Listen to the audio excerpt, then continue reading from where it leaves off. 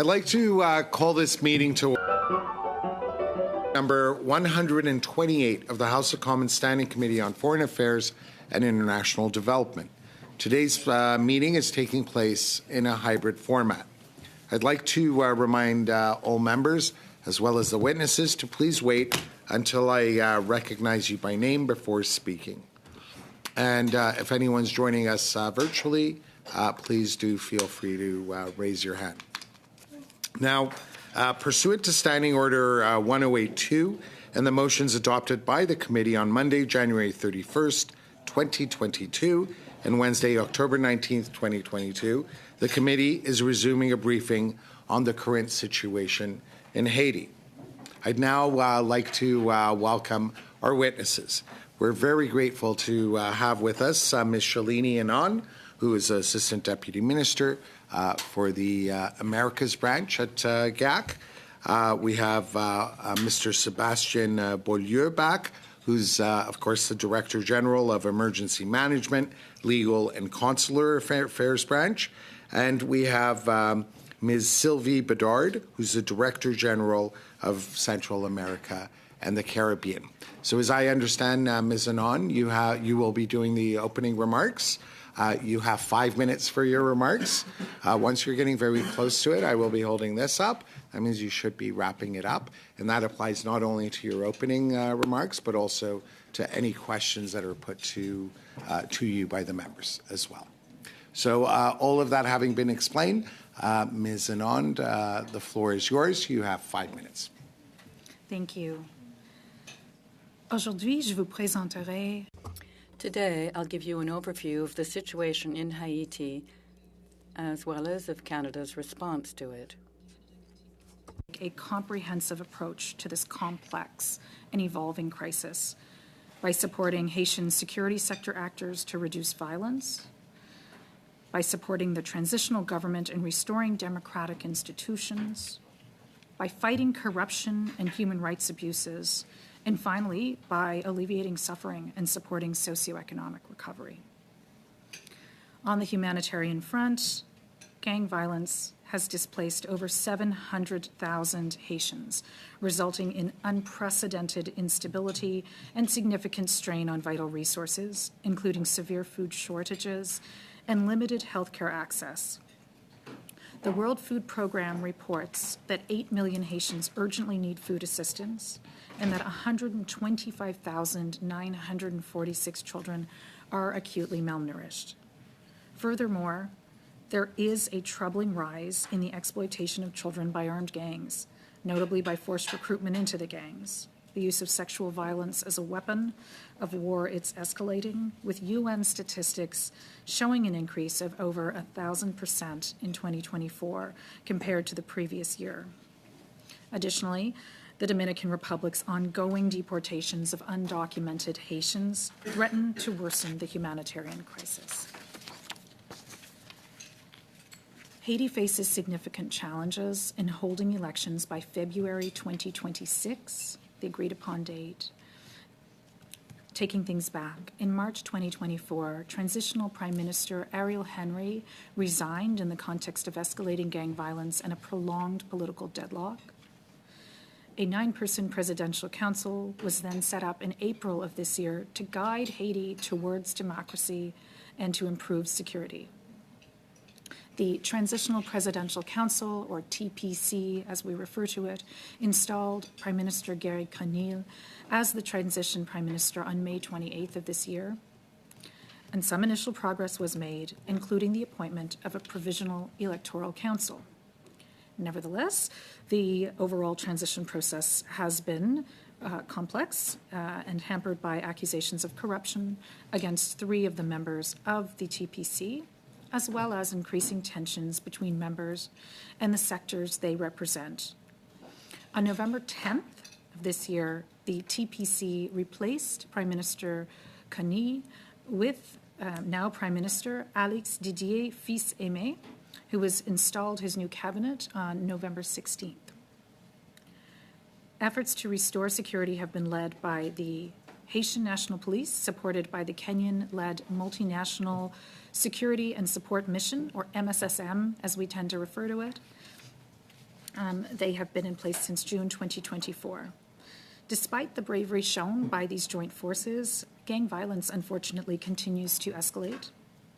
Last week, 3 commercial flights were hit by bullets as they landed in Port-au-Prince, leading to the closure of the international airport and the indefinite suspension of commercial flights.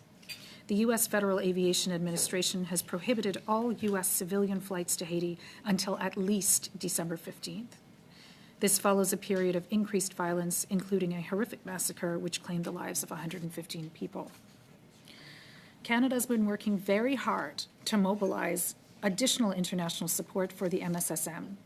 Working with CARICOM, we have also engaged intensively with the transitional authorities, the TPC, to overcome some of the political impasses that have threatened this transition. Canada has committed more than $400 million in international assistance to Haiti since 2022 and is the largest contributor to the MSSM after the United States, having contributed $86.2 million. We've been advising Canadians to avoid all travel to Haiti for more than 2 years now. The latest travel advisory update on November 18th highlighted the closure of the airport in Port-au-Prince and the suspension of flights by international airlines. Canadians in Haiti are, of course, encouraged to call the Embassy of Canada in Port-au-Prince, which remains operational, or to reach out by phone, email, text to our Emergency Watch and Response Center in Ottawa, which is operational 24/7. Nous demeurons en communication constante avec. We remain in constant communication with our ambassador and his security team to monitor the security situation in the country. Security measures are in place, as is a strict movement protocol.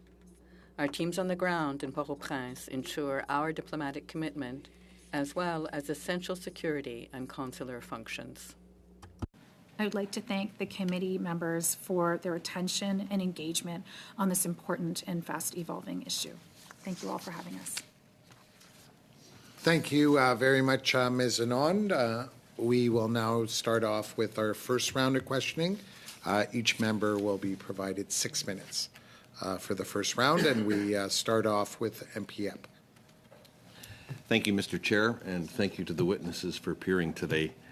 Canada's a country of law and order, and by all accounts from what we're hearing, unfortunately, Haiti, or at least parts of it, under gang rule, are not. This committee has undertaken a study of the effectiveness of our sanctions regime, and last June, the minister imposed further sanctions on Haitian gang leaders. Can you talk about whether those sanctions have been effective? Are we seeing any effect? Do the Haitian gang leaders have some assets or trade or interests in Canada where these sanctions might be effective? I will begin, and then I will turn to my colleague, Sylvie Bédard. I will simply note that part of our 4 pillars of engagement in Haiti include a fight against impunity. And indeed, one of the things that Canada has done has been to impose 31 autonomous sanctions against gang members and political leaders with either corruption or gang affiliations. So we have imposed those, and I will turn to Sylvie to give a little bit more detail on the sanctions situation. Merci, Monsieur le Président. Thank you, Mr. Chair. The use of the sanctions tool, as my colleague pointed out, while it is indeed one of our tools for Canada's response to the situation in Haiti, a number of reports have been published by the UN Experts Committee on the special economic measures, those of Canada, those of the United States, are those imposed by the UN, the extent to which they encourage change among elites, political players in Haiti. We sense, and Haitians themselves, with whom we are in ongoing contact, do tell us that they do see that elites think twice before behaving in corrupt ways. This tool, however, will not be efficient if it's used as a standalone approach. We continue to work closely with the transition government to support their transition. And you referenced that the Dominican Republic has repatriated or basically undocumented back to Haiti. The incoming U.S. president has also announced that he will revoke Haitian temporary protected status in the U.S. Is the CBSA and our government preparing to receive more Haitian refugees? And if so, can you outline those preparations? Mr. Chair, thank you to the honourable member for the question. I will start with Part A on the Dominican Republic and then move on to the other two parts of the question. Canada is very concerned about the welfare of those being deported and the destabilizing impacts in Haiti of the decision of the Dominican Republic. That being said, it is also important to recognize the impact that the Haitian crisis has had on the Dominican Republic and the support that the Dominican Republic has provided to date to Haitian migrants, especially in education and health sectors. So we want to acknowledge that. We are working very closely with our regional partners and through international organizations like the IOA, the International Organization for Migration, to support and reduce irregular migration and ensure lawful migration pathways, and that human rights, safety, and dignity of all deportees are in compliance with international human rights obligations.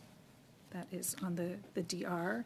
On the United States, Mr. Chair, am not in a position to speculate on what the positions will be of the new Trump administration on Haiti. Well, Canada's preparations. I would simply note that for the time being, from the perspective of our IRCC, what they have done is they have a temporary program, and I'm not sure if I have the name at my fingertips, but the IRCC has opted to extend the temporary program that they have for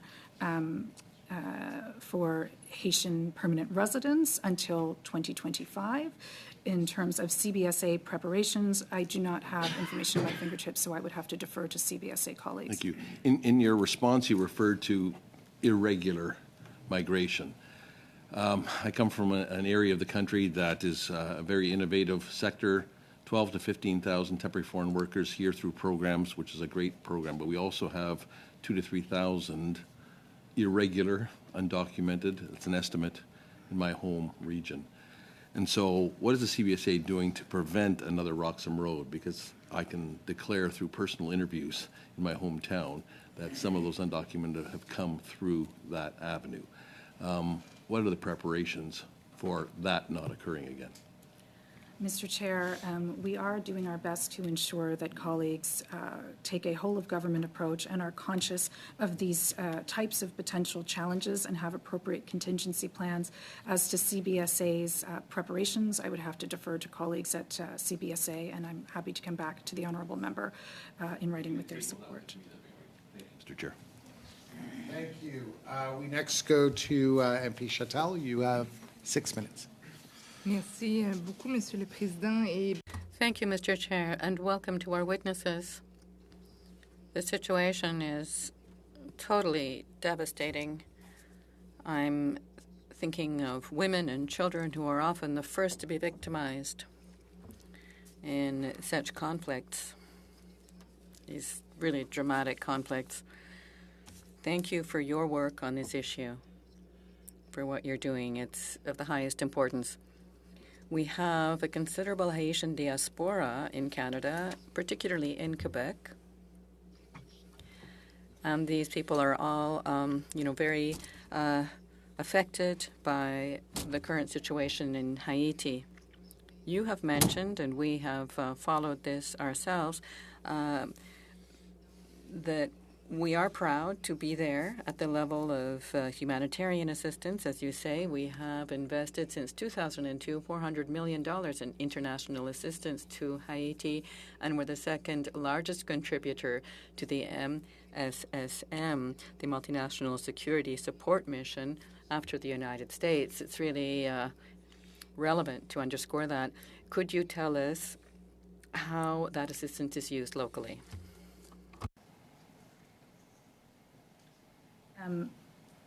Mr. Chair, yes, I'm happy to speak to that, and then I will turn to my colleague Sylvie in case she has anything further to add on the situation. So indeed, we have spent $400 million since 2022, and Canada has long been invested and supporting Haiti on the humanitarian front. Before we give some detailed examples of the results of that important aid work, I would note from a broader strategic perspective, the way that Canada is operating in Haiti is with the view to undertaking a very comprehensive approach to the support that we are providing. We have taken a four-pillar strategy to address the crisis. First, we have, as the honourable member noted, we have contributed from a security perspective to the MSSM, with a view to underlying and bolstering support for the Haitian National Police, ensuring that the solution remains Haitian-led. Secondly, from a democratic principles perspective, we have invested both a lot of diplomatic time and energy and funds in ensuring that there is a pathway to free and fair elections by February 2026.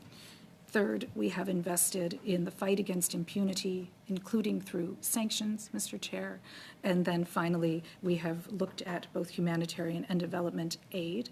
There are a few terrific examples, particularly in the areas of support for women and children, and I will turn to my colleague to give some of those examples. Effectivement, Monsieur le Président, il n'y a personne qui peut... Indeed, Mr. Chair, no one can sit back and watch this happening, this catastrophic situation that Haiti and Haitians now find themselves in, Haitian women particularly. Some examples of the humanitarian assistance at the local level. Every day, 400,000 children receive meals thanks to Canada's contribution to the World Food Programme. At present, due to the security situation in Port-au-Prince, schools are closed. However, children who are in displaced persons school camps are nevertheless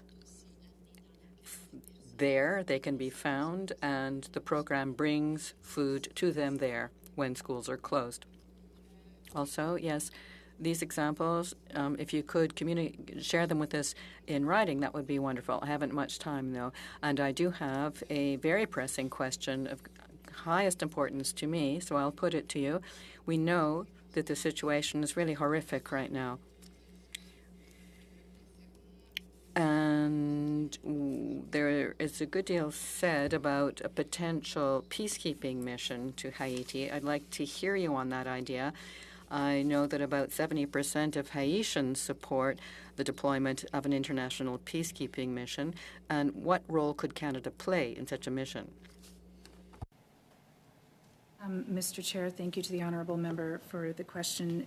Yes, we are in continued discussions for a possible peacekeeping mission.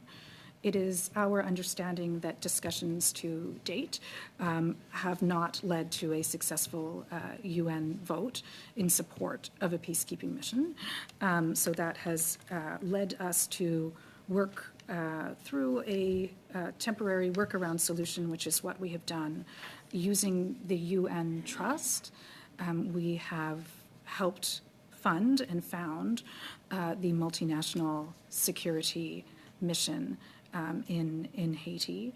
And that is the avenue that we are presently working through, but we are continuing in discussions to see if we can advance progress on a potential peacekeeping mission. So we are continue to plug in with allies and discuss that possibility. Anything to add? Mais je suis hors temps.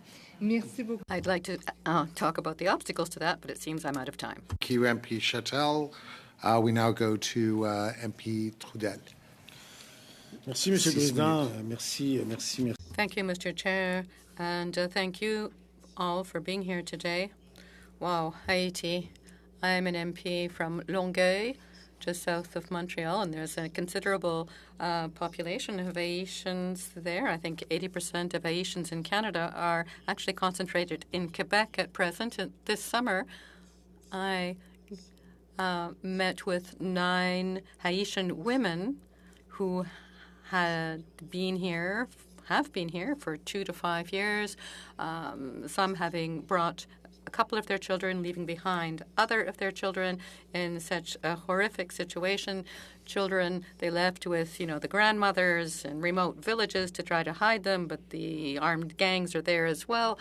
Look, I spoke to Minister Miller, and we managed to get 3 of the children of these women into Canada. It's a very complex situation. So through all these undertakings, there's something unclear to us. You mentioned our embassy in Haiti. There was an embassy office, the visa office in Port-au-Prince. Is that still open?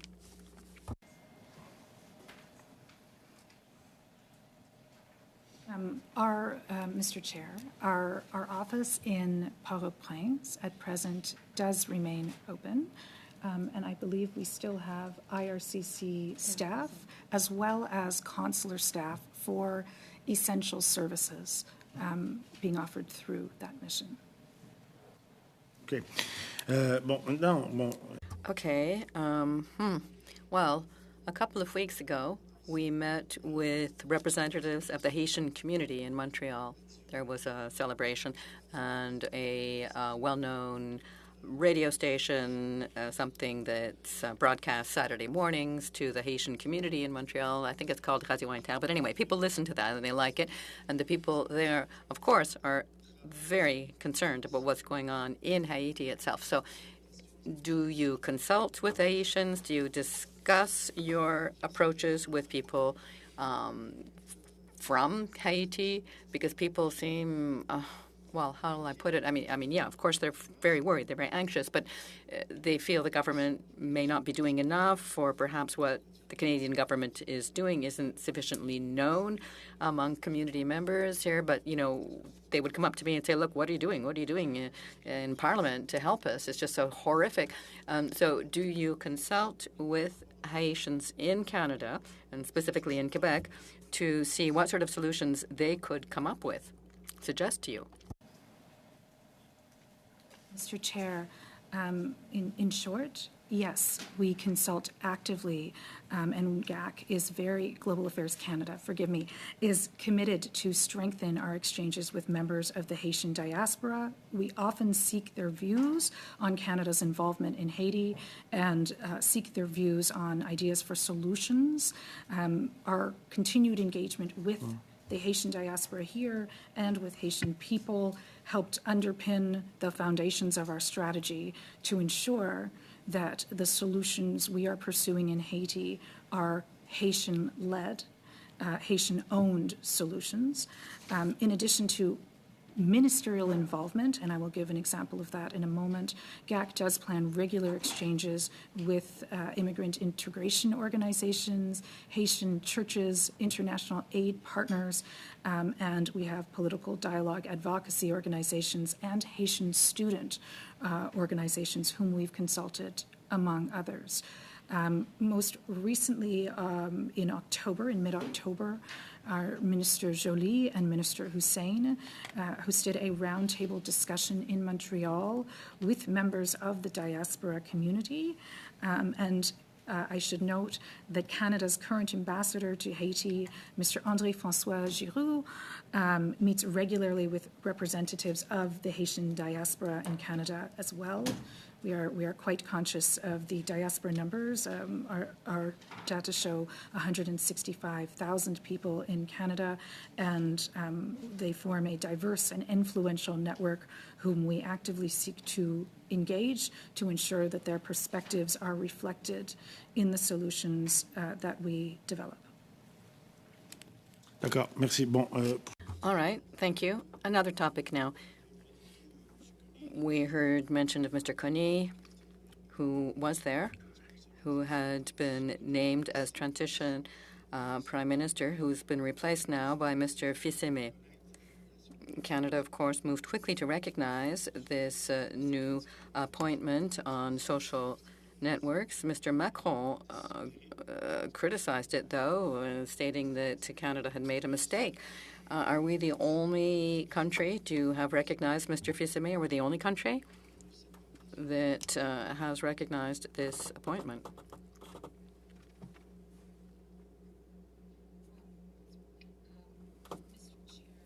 Yes, Canada acknowledged the transitional presidential or TPC's decision to appoint a new prime minister.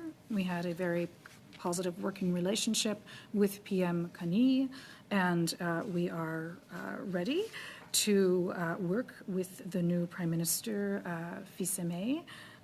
I am not in a position, Mr. Chair, as to speculate about Monsieur Macron's comments on. Mais quels sont les critères sur lesquels nous, on l'a reconnu? Right, but on what basis, what criteria did we go ahead and acknowledge the appointment? Yeah, go ahead. I'll invite my colleague. Monsieur le Président, Mr. Chair, Canada, the United States, and our partners in the Caribbean have all acknowledged the appointment of the new Prime Minister that was decided by the Transitional Presidential Council. Acknowledging then this change, we underscored how important it is for the Transitional Presidential Council to focus on its priorities, which are to reestablish democratic order, security, and to clearly ensure that the Haitian executive remains legal and responsible. This is a very difficult period at present. The transitional movement, you will remember that it took 2 years to set up these transition governance organizations. March of last March, that was the first time that many sectors of society did come together to create some level of transitional governance, but it remains fragile. We have the Transitional Presidential Council and the Transitional Prime Minister, so there are two main players. You have 6 minutes. Thank you very much, Mr. Chair. Thank you very much for being here and sharing this information with us. I think everyone in this room and across Canada is very deeply concerned about what we are hearing, what is happening in Haiti and what is happening to the Haitian people in particular, of course. You know, a lot of what we've heard so far is very concerning, and I have to say we met recently with Doctors Without Borders, Médecins Sans Frontières, and we learned that even just today that they've been forced to suspend all medical activities in Port-au-Prince due to escalating threats and violence, including from some members of the Haitian National Police. So these have included threats to execute MSF staff, patients, and to destroy ambulances. 2 patients were also executed. This suspension leaves thousands of individual Haitians without life-saving medical care each week.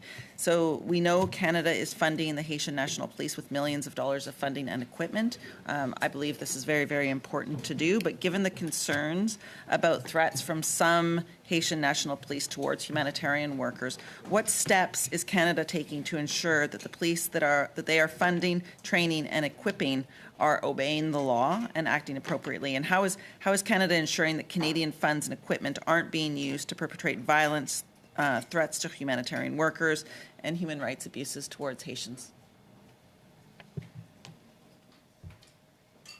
Monsieur le Président, c'est une question. Mr. Chair, this is a very important question, and this matter is central to our thinking through our programming in Haiti. To begin with, Canada has made it clear that we are very concerned with these new developments, what you have described about Doctors Without Borders, and it is important to protect humanitarian workers, for example, in Haiti. And we continue to support the Haitian National Police. Considerable work has been carried out to ensure that our duty to act thoroughly and diligently is respected. Our programming makes use of multilateral partners whom we've worked with for a number of years now, who are able to track our expenditures and ensure that money is spent responsibly. Through our team on the ground and our coordination group run by Canada to implement our assistance, we ensure regular interaction with the National Police. We visit regularly in person to see what inventories look like and so on. Moreover, the RCMP has worked with the Haitian National Police, providing training on methods to judge new recruits, and training is also provided in leadership to help avoid the types of situation that we have seen with the doctors. Spent. I'm just wondering whether or not what has been put in place to ensure that the Haitian police are receiving the training so that they are not committing those humanitarian abuses. Not the effectiveness of the spending or what sort of resources and supplies they have, but rather what training is being provided to ensure now that we have seen that the Haitian police are alleged to have perpetrated crimes against humanitarian workers and patients. What steps is Canada taking to ensure that that training is in place? Monsieur le Président, il y a deux Mr. Chair, there are two fronts that we're working on with the Haitian National Police to ensure that training provided to the police is well provided and provided to the right people. First, the coordination group, coordinating the international community players, which was set up by Canada. This was a request made to us by the Haitian National Police to help screen the training offers that were coming in from various countries to help the Haitian National Police decide what was the priority for them and what was going to be most relevant as training to really deal with the situation they're faced with on the ground. Canada, with our CMP officers, working with this interministerial group that we set up, is now helping the Haitian National Police develop relevant training programs that do meet their needs. In parallel, Canada is also involved through the RCMP in the training offer that the RCMP does bring to the Haitian National Police. Given the current situation in Haiti, the training is carried out in Jamaica, not in Haiti per se, so that we can help train as many people as possible despite the situation in Haiti. To look at specific training that looks at the protection of humanitarian workers and the protection of human rights. Thank you. Thank you, Mr. Chair. Thank you, MP McPherson. We now go to the second round, 5 minutes each, and we start off with MP Hoback. Thank you, Chair, and thank you, witnesses, for being here this afternoon. Is it fair to say that we've at least stabilized the region now? Is there still any implications of the destabilization of Haiti actually going to Dominican Republic or any of the other Caribbean islands? Are we seeing any grounding of organized crime or other networks locating in Haiti?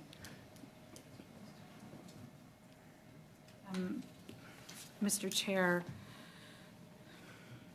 I'm hesitant to speculate or to indicate that there won't be any future regional instability. For the moment, the gang situation in Haiti seems largely contained to Haiti, in that the neighboring Dominican Republic, aside from migration challenges, which I'd mentioned in my opening intervention, seems to be okay. I think one of Canada's continued interests, invested interests in our engagement in Haiti is to make sure that regional stability remains and does not spill over into other parts of the hemisphere. You said you had a round table, and Mr. Jolly had a round table in Montreal. What were the actual items that came out of the round table, and where are they at? Mr. Chair, I'll turn to my colleague, Madame Bedard. Monsieur le Président, Mr. Chair, among the areas of concern and interest that were brought up and discussed with the Haitian community in Montreal, we find agricultural development, strengthening of the legal system and jail system. So it was brought up that it's, of course, important to stabilize the situation and ensure security, but the legal and carceral system has to be worked on as well. It's quite fragile at present. Also, discussions about transport infrastructure took place. Those are all good things, and if you had the rule of law in place and if you had a functioning government in place, those would be all noble causes to work towards, which I think we should be a part of. But how can you water down what we need to do over the short term if you're spending so much time looking at things in the long term?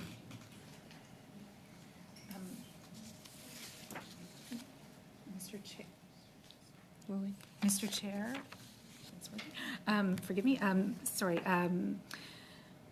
Mr. Chair, the situation in Haiti is indeed complex and challenging, and Canada has attempted with our strategy to do both. I think first we have taken an approach where we look at the fundamental areas that need to underpin safe society, while also taking into account the feedback that we hear from the Haitian diaspora community.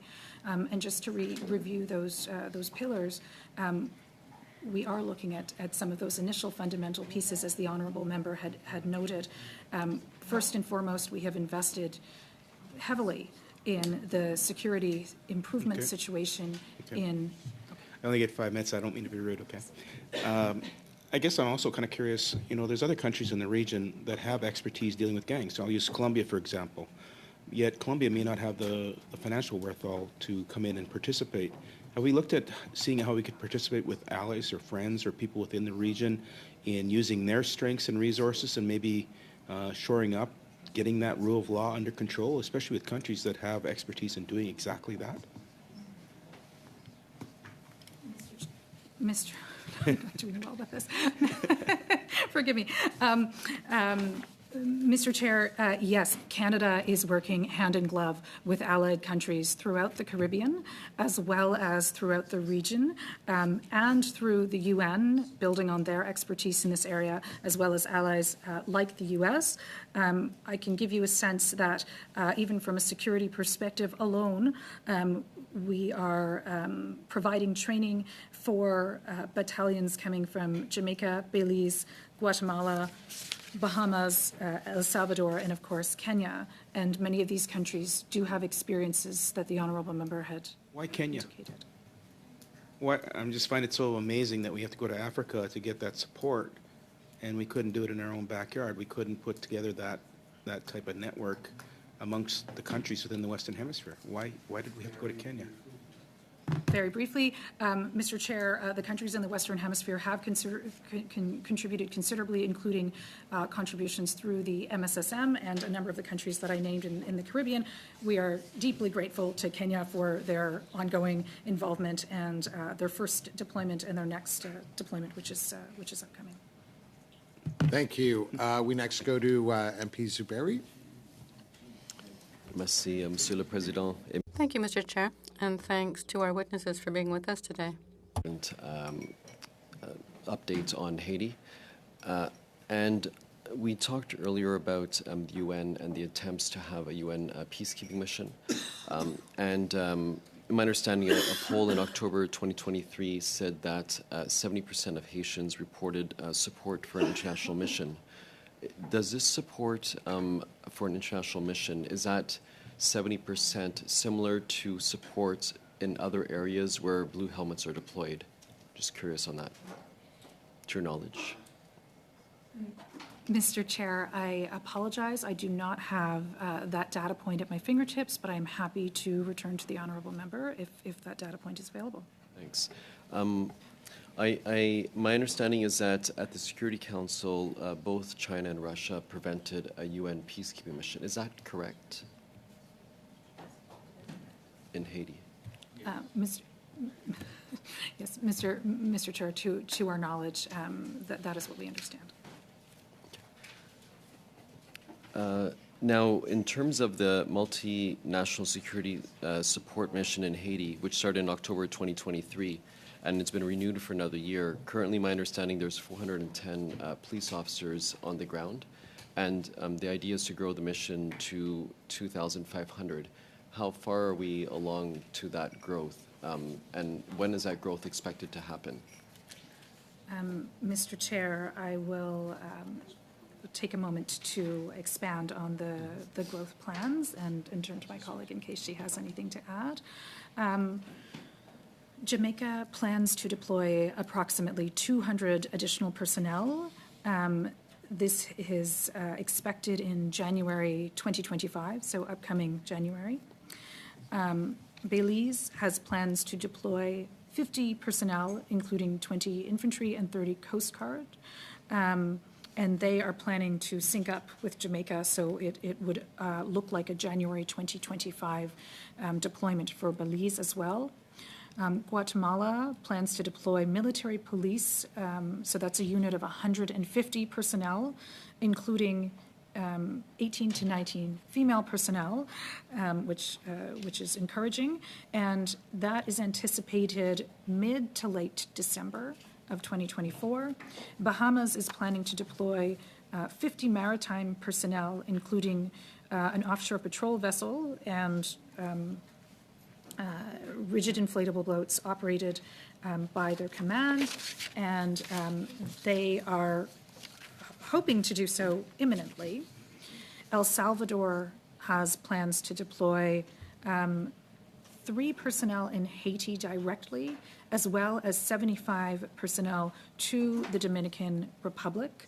The deployment has been slightly delayed on account of the need for additional training and vaccinations to be completed, and medevac plans, but a new date is anticipated quite soon. And then, in addition to the personnel that they have already deployed, Kenya plans to deploy another 600 plus additional personnel, including 40 female SWAT operators, and that date is now anticipated for mid-December, December 14th. Excellent. So that's, I did the math about Oh, you did? Oh, yeah. oh. 1,125 more personnel, including in DCR, plus 3. Impressively But quick. that's good news. I'm just curious, in terms of the blue helmets that we were hoping to deploy, what was the footprint of the presence as it relates to this expected increase in the MSS? What was the expected presence of blue helmets that we were looking for, and how, just compare, contrast? I will turn to my colleague. Mr. President, the list of deployments that are being planned are very much what we're hoping for. They are linked also to the capacity of the base to receive more personnel. So at the moment, in Port-au-Prince, the local base for the MSSM can have up to 1,000 police officers and soldiers, including women. thanks to Canada's contribution, we made sure that there was space safe for women because it's very important to have women part of the MSSM to help with the implementation of the compliance mechanism in place to prevent sexual abuse and exploitation. But once this base is full, the plan is to establish what is called forward operating bases in various areas of Port-au-Prince and neighborhood departments to be able to accommodate more police force. We next go to Mr. Trudel. You have 2.5 minutes. 2.5 minutes only. Thank you. Bon, OK. Merci. Thank you. Thank you. Let me talk about weapons trafficking, arms trafficking. There are armed groups and they get weapons. I heard something on the BBC to the effect that they had 9mm, AK-47s, basically considerable weaponry. And someone said they probably have about 100,000 firearms, legal and illegal, in the country. What can Canada do about this? Because we hear that the weapons come in through multiple channels. And what's Canada doing to help stem the flow of weapons to Haiti? Because, as well, just allow me, we also learned from that report that most of the weapons come in through Florida, Texas, and Georgia. Are you discussing this with the Americans? Monsieur le Président, Mr. Chair, the matter of illegal arms trafficking is a considerable concern of Canada's when it comes to ensuring that we have a all-around approach to the crisis. Well, this is an important factor. Right now, Canada is working to prevent weapons trafficking by supporting the UN Office combating drugs and crime, and we are also discussing this matter with U.S. states that are also involved in anti-traffic initiatives. And we are also working with people on the front line, Haitian border agents. We're also working closely with and supporting the work of the UN sanctions regime that focuses on arms trafficking. And its report specifies some of the routes through which weapons are entering Haiti, and that group works with international partners to take measures to prevent the weapons from getting through. There's also Canada's sanctions regime. It's special economic measures that focus, among other things, on people who fund the purchase of such weapons.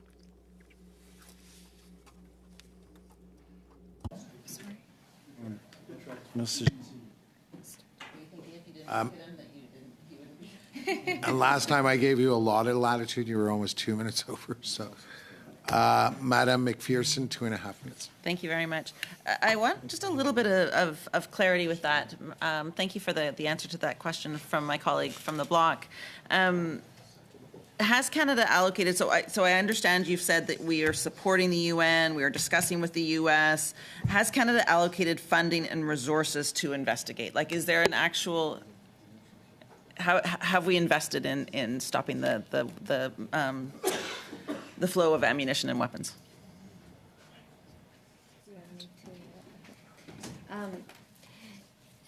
Monsieur le Président, donc la réponse. Mr. Chair, the answer is yes. I don't have figures, precise figures here, but the project with the UN, for example, we are over $15 million for the partners that specifically are working on arms trafficking. I wanted to also follow up on the question that was asked by our Liberal colleagues. we talk about the peacekeeping mission. It has been denied by Russia and China to become a official UN peacekeeping mission. But I am conscious of the fact that at the moment, if there was a MSSM that was elevated to a UN level, at the moment, Canada, if I understand correctly, has 21 peacekeepers in UN missions around the world. Of those, there is only one that is a woman and 10 police. Would we even have the capacity with such a low number of peacekeepers to participate in a UN peacekeeping mission if that was to happen?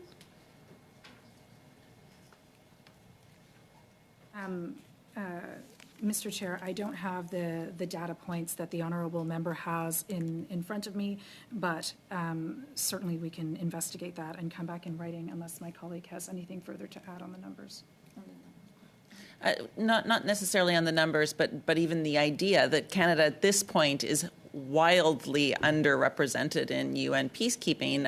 Despite the fact that this current administration promised, several hundred peacekeepers would be deployed around the world, and at this point, we have a couple dozen. I'm just wondering whether or not there would be, even regardless of the numbers, whether or not we have the capacity to engage in peacekeeping anymore as a country. Mr. Chair, I'm happy to come back to the honourable member in writing in terms of our capacity, but I don't have that information at my fingertips. Certainly, we are in discussion on that piece of the puzzle, but we have not advanced discussion to that level of detail. Thank you. Thank you. Now we go to MP Abel-Taif. You have 5 minutes. Thanks for your generosity, Chair, and thank you for the panel for appearing.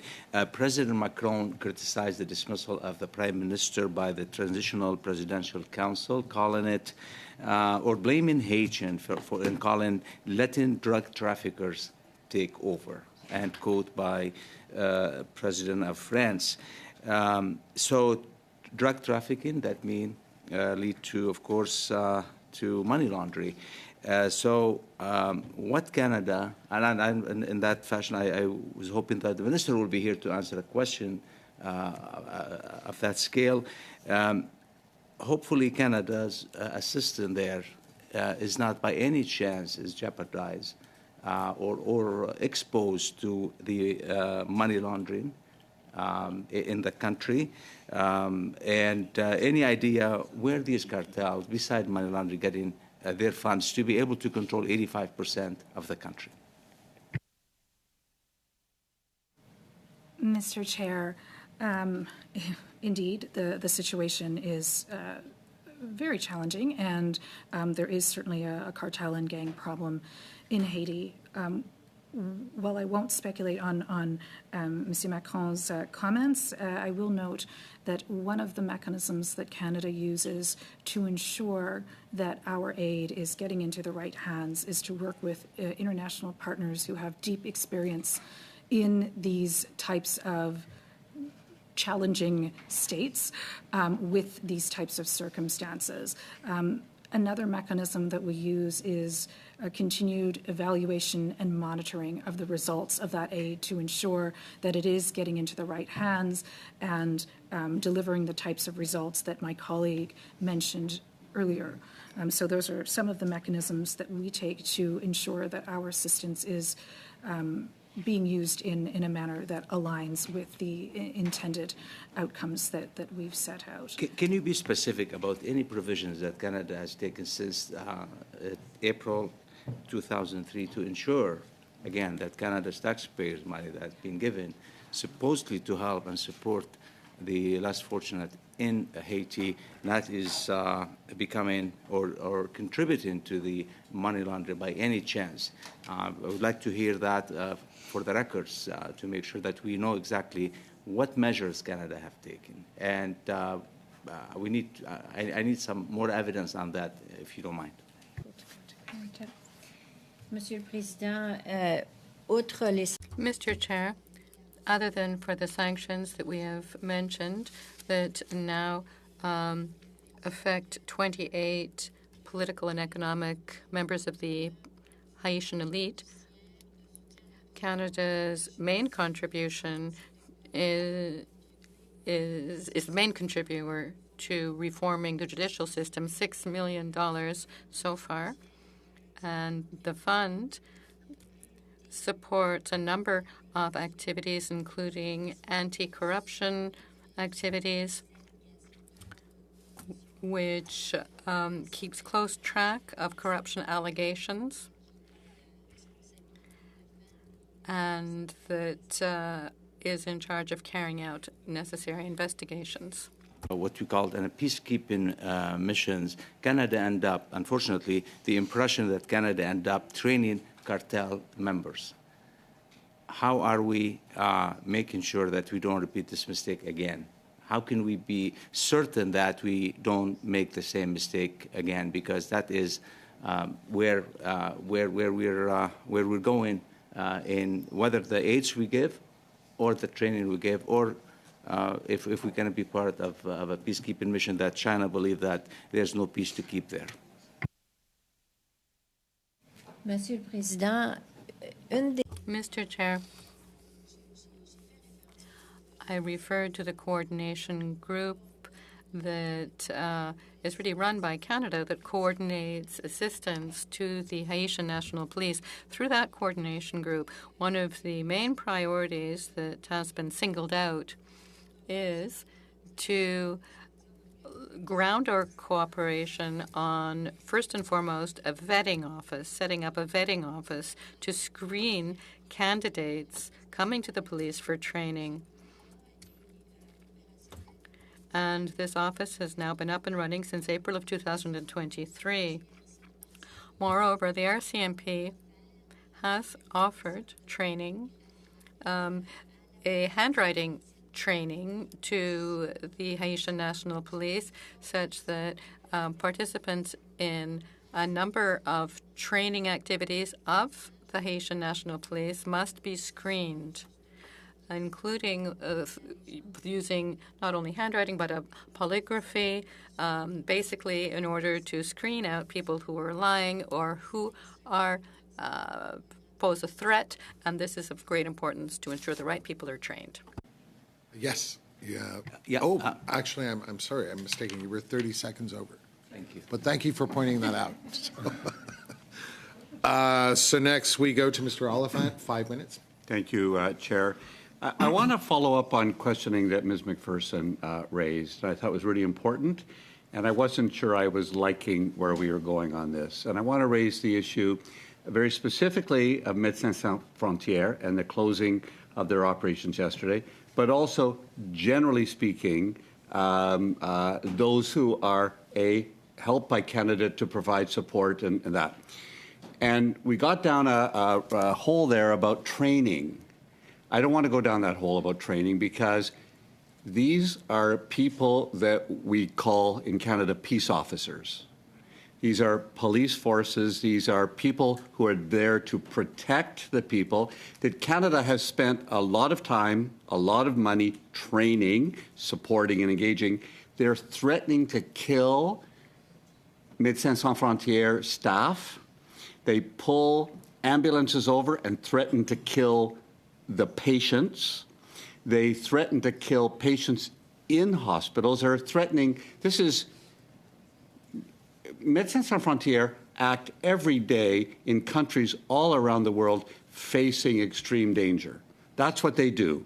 And we support them to do that. I support them personally to do that, but not to get attacks from police officers in uniform, SWAT officers in uniform, and ununiformed police officers. I'm not buying the training discussion. What help us unravel this, and what could Canada do? What should we do? What can we do with our partners? How can we do something in this situation where this is extraordinary? This is not normal. Mr. Chair, yes, per what the honourable member said, we agree. This is an extraordinary and very gravely concerning situation. Clearly, some bad actors within the HNP. We won't go back down the training spiral, as you noted, but it is one of the ways that we have been working closely with allies to try to get out ahead of this kind of behavior and prevent these types of individuals from being a part of the HNP in the first place, so we can avoid these types of bad actors as part of the HNP. In terms of next steps, we are engaging with allies. I believe our embassy on the ground has also been in touch with U.S. and UN allies to discuss the situation. I don't have further insights into some of the other steps we've taken, but I will turn to my colleague to see if, given that this news has just reached us quite recently, but we are taking the situation very seriously, and we agree that these bad actors. Other tools in the toolbox. I mean, we have spent money on development. We've spent money on humanitarian assistance in crises, including earthquake, including other climate-related crises. We've attempted to shore up with training of both police and other parts of the government. Are we missing something? Is there something that we as Canadians could follow another country's model about how we support? Is there something that you can tell the committee that maybe we haven't thought of and we could have a new wild idea about what we do? Perhaps forgive me, Mr. Chair, perhaps two additional areas that we are investing in and need to continue to invest in. Canada has played a leading role on the international stage, trying to encourage more investment into the MSSM to ensure that the Haitian National Police, which are currently being backstopped or supported by the MSSM, are appropriately supported and trained. And there is something to say about increasing the numbers of that MSSM support so that there is less risk of gang impacts, corruption impacts on the Haitian National Police. So that is an area where Canada has played a leading role on the world stage, and we continue to invest as the second largest investor in that security situation. That is one of the areas, and as my colleague has already mentioned, and I mentioned earlier, sanctions is one of the areas that we are pursuing to not only try to identify bad actors, but in addition to that, create a deterrent threat. What is the discussion at CARICOM in this context? Is we generally think those closest to the neighbor should understand the best. I don't mind at all that Kenya. Okay, but it's interesting, isn't it? What I'm saying? Yes, very brief CARICOM. response. Very brief. Très brièvement, Monsieur le Président. Very briefly, Mr. Chair. Indeed, CARICOM is an innovation within Canada's response. Prior to its creation or its involvement, the Caribbean countries were not involved in working out possible solutions to the numerous challenges in Haiti. Right now, they're involved in reinforcing the political renewal as well as security. Let's go to MP Chong. You have 5 minutes. Thank you, Mr. Chair. Merci à nos témoins pour présenter. Thank you to our witnesses for their presentations today. Premièrement, I have a few questions. First, how many Canadian citizens are on the ground in Haiti? in Haiti.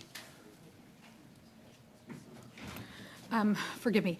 Mr. Chair, at the moment, our latest data is based on Canadians who register through our consular services. It is about 3,000, but I will just turn to my colleague to validate the exact number. Correct. And there was reference to Canadian Armed Forces members into the RCMP. How many members, just to clarify, do you know how many members of the Canadian Armed Forces and members of the RCMP are present in Haiti? And if you don't, that's fine. But if you could provide that information to the committee. Monsieur le Président, en ce moment, il y a... Mr. Chair, at present, there are 3 members of the RCMP on the ground in Haiti, no members of the Canadian Armed Forces. Thank you very much. Members of how many diplomatic and consular officials do we have present in Haiti today? Mr. Chair, at present, we have 22 members of our diplomatic corps. Okay, and that Includes the consulate. locally engaged staff as well? It's 22 Canadians in Haiti at present. 22 Canadians plus locally engaged staff? Plus locally Okay. engaged staff, that's correct. Thank you. I appreciate that. I just want to turn to the financial assets that we've provided for Haiti. The government announced monies of $86.2 million to support the MSS. Has all of that money been dispensed? Okay, it has. Thank you. How much has Canada contributed to the United Nations Interagency Human Response Plan for 2024? The UN had called for $673.8 million. I'm wondering how much has Canada contributed to that? Monsieur le Président, le Canada a contribué. Mr. Chair, we have contributed $23 million to that plan, to which the international community responded, but only up to 46% of the request. The amount you mentioned that we have 32. You mentioned the 32 people in Haiti or Haitians who've been sanctioned by the government of Canada. How many of them have property, assets here in Canada? Mr. Chair, we don't have that information to hand, but we can get back to you with it. And also, the former Haitian Prime Minister has also been sanctioned, and he challenged this sanctioning in federal court. Can you tell us what the status of that court case is right now? Monsieur le Président, notre compréhension. Mr. Chair, our understanding of the matter is that this is still before the courts. To trial yet, or is it? Monsieur le Président, j'ai pas cette réponse-là, mais on. I can't tell you, Chair, but we can get back to you with that information. Thank you. Has anyone else challenged their listing for sanctioning at the federal courts? Yes, Mr. Chair, we have received a certain number of challenges, and they're going through the legal channels. How many? I don't have that for you either to hand, but we'll get back to you with that information. Thank you. Assets in the region that could be brought to bear in Haiti, diplomatic assets, military assets, development assets.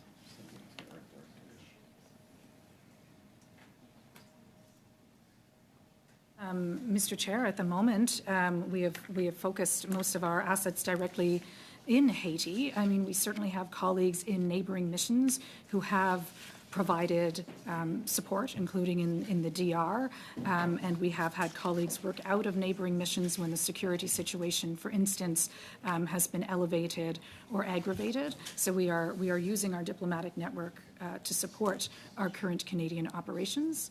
But beyond that, we've been focused on investments directly into Haiti. Okay, thank you, Mr. Chair. I have no further questions. Thank you, Chong. Now we go to MP Alghabra. You have 5 minutes. Thank you very much, Mr. Chair, and good evening to the witnesses, and thank you for being here. It appears to me that last year we had significant momentum, international momentum, to put in place a multinational plan to resolve the current security situation in Haiti. And while there have been some positive steps taken, but it appears, I think, to the maybe objective observer, that critical mass, that momentum has dissipated. Could maybe Ms. Anand or any of the other witnesses comment on that and maybe share their thoughts on why that appears to be the case? Or maybe I'm wrong and maybe correct my perception. Mr. Chair, I understand the honourable member's perception. I would note that the situation is evolving and challenging, and the security situation remains quite dire. But there have been a number of positive steps that have been taken in the last several months. So I will walk through a few of those to show that the needle has moved in some ways in the right direction. One of the key areas that Canada has been investing in is Haiti's democratic transition. And in that way, in the past several months, a transitional presidential council has been named. That is intended as a time-limited group with a view to two key mandate items, if you will. One, to improve the security situation in Haiti, and two, to ensure free and fair elections. One key step that the Transitional Presidential Council has taken with the former Prime Minister was to appoint a provisional electoral council. And that provisional electoral council has started to lay the framework for elections, hopefully in the fall of 2025, with a view to a transition to a democratic government by February 2026, as per their mandate. But those critical steps have been taken in the last several months, which will hopefully lead to soon a permanent democratically elected government in Haiti. So there have been some positive steps in that regard. Secondly, I would note that we have spent quite a while pulling together as an international community the MSSM and the UN Trust Fund to support the MSSM and getting the first deployments underway. So that is another positive step. We have seen the first Kenyan deployments. I won't go through the list again, but there are a number of other deployments expected over the next several months, which we hope will help anchor and secure the security situation and further bolster the HNP in addressing the gang-related violence that has come to bear in Haiti. And Canada has been unwavering in our support from a security, democratic, fight against impunity perspective, and from an aid perspective. My colleague, Madame Bidard, had already given some examples of some of the results that we'd seen on the aid file. So while I do appreciate and recognize that the situation is evolving and that the country remains extremely fragile, there has been some positive momentum through the pillars that I've just outlined, as well as positive momentum from the international community. Thank you for your response. And I wasn't questioning Canada's commitment. I was curious about what appears to me from the international perspective, the attention and focus that is being placed on Haiti. You talked a little bit about the Caribbean countries, CARICOM. Can you maybe share with us the efforts that they're leading and how Canada is collaborating with them on those efforts? Monsieur le Président, donc comme je le disais tout à l'heure, Mr. Chair, as I was stating earlier, the Caribbean community has been very involved in working closely with Haitian sectors to set up the transitional process. They indeed were the ones who were able to lead the political sectors to the new agreement that led to the Transitional Presidential Council being set up in March of 2024. After that, they remained involved, playing a sort of backup role to ensure that the conditions of the agreement, for example, that the members of the transitional government would not be people who were listed on any economic measures, special economic measures undertaken by the UN, for example, and that all the rules were respected. To work with CARICOM leaders, we involved 3 prior prime ministers, the Eminent People's Group, and over and beyond, working closely with political governance structures. CARICOM is also involved at the level of staffing the security mission. You have 2.5 minutes.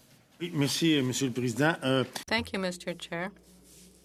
Mr. Bédard, earlier you mentioned political elites. So I'm trying to see clearly here. There are 3 members of the Presidential Council that you mentioned who have been accused of corruption, Dr. Dernier, for example, and was this about arms trafficking?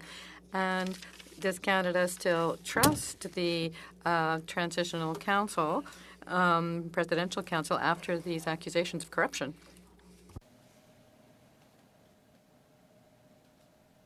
Mr. Chair, yes, indeed. I had noted that 3 members of the 7 to 9 member Transitional Presidential Council indeed had been accused of corruption. While that is deeply disappointing and the Transitional Presidential Council has not been without its challenges, I would note a positive element. Canada had strongly encouraged the Presidential Council to take the allegations of corruption seriously and to conduct an independent report to assess whether the allegations had any merit. And the Transitional Presidential Council, the Prime Minister and group came together and did issue an independent report indicating that there was a probability that the corruption allegations did have merit. I highlight that because it is actually a very positive step that they are taking these allegations seriously, and it is also a positive step that the initial report, that there was enough confidence and autonomy given to the people who were writing the report that they were able to reach this conclusion. So we saw that as a positive step. The next step is for the report to be handed over to the judiciary. And again, we see that as positive because they are going through appropriate due process, which is something that we and the international community have been strongly encouraging. And we have also, on multiple occasions, encouraged the Transitional Presidential Council to maintain their credibility and focus on their mandate, especially the elements of security and free and fair elections. Finally, the Transitional Presidential Council took this step to, and forgive me, I don't know what proper expression to use, but skip the rotation of the members who were accused of these alleged corruption challenges and have moved and rotated their presidency onto somebody else who is not in the group that is the subject of these allegations. So we see those steps as very positive, and we see the Transitional Presidential Council as taking this issue quite seriously, but we have continued to strongly encourage them to maintain focus and not let some of these political tensions allow them to lose focus from their mandate. Thank you. And for the last question, we go to MP McPherson. Thank you very much. So I see my role in this committee. Thank you very much for your testimony. But I see this role in my committee as amplifying the voices of Haitian Canadians as well. I think that's very important. And my team has reached out to many Haitian Canadians and members of the Haitian community in Montreal this week just to prepare for this. One of the concerns that they raised with us was with regards to the MSS and the fact that it is being led by Kenya, and the fact that the people on that mission do not speak the same language, that they are it is very difficult for them to work in the context in which they are finding themselves. I know this is a difficult conversation, but I want to ask, how Canada sees that, why Canada continues to invest when we have heard that the Canadian Haitian community is not happy with some of the Kenyan participation.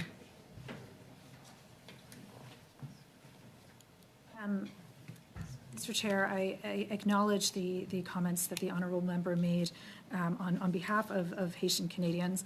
I would also acknowledge that it has been challenging to find willing and engaged partners, and we are very grateful to the Kenyans who have stepped up to play a valiant role in this process. I take note of the language barrier and can certainly reflect on whether or not there is anything Canada can do about that piece of the puzzle. But I would note, per the deployments list that I read out, there are a number of other deployments and battalions coming from the region. Those might not all adequately address the language piece of the puzzle, but we have worked very hard to ensure that there is a regional effort behind this, and a number of other countries that I had named have also stepped up in that regard. I will just turn to my colleague in case she has anything to add. Brièvement, Monsieur le Président, pour ajouter que l'organisation. Thank you, Mr. Chair. I can add that the International Organization for la Francophonie offers basic French training to all members of the multinational security support mission. This, of course, will not make of them bilinguals overnight, but it is much appreciated training, and it assists inter-operational work between the MSSM. Bien sûr, je reconnais que c'est très complexe. Et bon, j'essaie de faire de mon mieux. Thank you. Thank you, Mr. Chair. At this point, we're done questions, so I wanted to thank you on behalf of all of the members. However, I also did want to emphasize that Haiti has been a country of ongoing interest to every member of this committee. We have revisited the situation in Haiti over the course of the past several years, and it's very, very regrettable that for a country which has deep bonds of friendship with Canada, and for a country which is blessed to have a large Haitian community, that we constantly hear how the situation is deteriorating, and that stability is not returning at the pace that we would all like to see. So I'm sure I speak on behalf of all members of this committee when I say Haiti can't just be seen as a human resource issue. We really have to commit ourselves to making sure that other countries in the hemisphere are also fully engaged and fully committed to assisting in bringing stability. When we hear about Doctors Without Borders and the situation they found themselves in several days ago, that is very, very disconcerting. So I certainly hope that next time we do have the opportunity for a briefing, we will hear that we're committing more diplomatic muscle to this, and that there is better news on the horizon. All of that having been said, thank you very, very much for your time. Yes, if before the members leave, just one quick question.